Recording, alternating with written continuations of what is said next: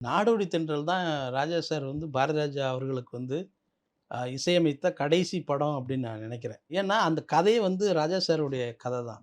அவர் ஒரு வாத்து மேய்க்கிற ஒரு ஏன்னா ஊர் ஊருக்கு வந்து கேம்ப் போட்டு தங்குற அந்த அந்த பாண்டியன் அந்த ரஞ்சிதா அவங்களுடைய அந்த குரூப் இருக்குல்ல, அந்த குரூப்ப வச்சு தான் சார் வந்து ஒரு பெரிய ஒரு அழகான ஒரு ஸ்டோரிய வந்து சொல்லியிருந்தாங்க. ஆனால் வந்து அதுக்கப்புறம் வந்து அந்த படமா அது வெளியில வரும்போது பார்த்தா, பாரதிராஜா அவர்களுடைய ஸ்டைல்ல வந்து வேற வேற தீம்ல வந்து போயிருச்சு அது வந்து. அப்படிதான் வந்து அந்த படத்தோட அவருடைய இவங்க 2 பேருக்குமான அந்த தொழில் ரீதியான நட்புங்கிறது பிரிஞ்சு போச்சு அப்படிங்கிறத தான் நம்ம சொல்லணும். அதோட முடிஞ்சு போச்சு. அதுக்கப்புறம் எவ்வளவோ படங்கள் பண்ணிட்டு கிட்டத்தட்ட ஒரு அதுக்கப்புறமே 10, 11 படம் பண்ணியிருப்பாரு நம்ம.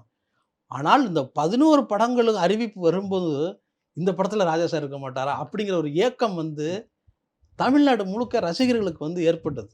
இது இவங்க 2 பேருக்கும் தெரியுதோ இல்லையோ, நான் வெளியில இருந்து அத பார்க்கும்போது நான் அப்படிதான் பார்த்தேன். ஏன்னா, இந்த படத்துல சேரலையா? இந்த படத்துல சேரலையா? இப்படியெல்லாம் நடந்தது.